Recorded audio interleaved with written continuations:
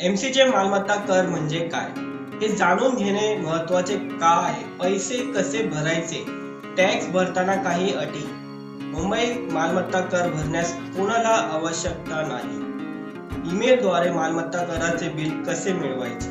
नमस्कार मुंबईकरांनो, आज आपण एमसीजीएम प्रॉपर्टी टॅक्स बद्दल बोलणार आहोत. प्रत्येक मुंबईकराला एमसीजीएम मालमत्ता कराची माहिती का असणे आवश्यक आहे, या सर्व प्रश्नांची उत्तरे तुम्हाला या व्हिडिओमध्ये नक्कीच मिळतील. हा एक कर आहे जो मुंबई मेट्रोपॉलिटन रिजन MMR मध्ये मालमत्तेच्या मालकीची व्यक्तीने भरला आहे.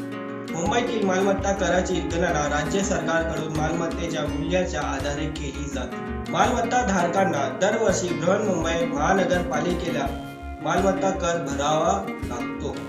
एमसीजीएम मालमत्ता कर वेबसाईट वापरून मुंबईत BMC मालमत्ता कर ऑनलाईन भरता येतो. महामारीचा प्रभाव लक्षात घेऊन महाराष्ट्र सरकारने एमसीजीएम मालमत्ता करात कोणतीही वाढ न करण्यास निर्णय घेतला होता. आता आपण ऑनलाईन प्रॉपर्टी टॅक्स कसं भरायचं हे पाहूया. एमसीजीएम मालमत्ता कर वेबसाईटला भेट द्या. मालमत्ता खाते क्रमांक प्रविष्ट म्हणजेच एंटर करा. कॅप्चा प्रविष्ट करा म्हणजेच एंटर करा आणि OTP प्राप्त करा. पुढील वेब पेज वर जाण्यासाठी OTP एंटर करा. तुमच्या खात्यावर रिडायरेक्ट व्हा आणि तुमचे सर्व थकबाकी देय मालमत्ता कर बिले पहा.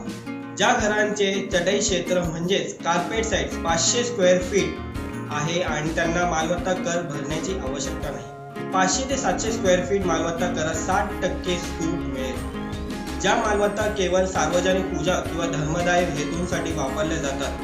मुंबई मालमत्ता कर भरण्याची अंतिम तारीख BMC दरवर्षी 30 जून असते.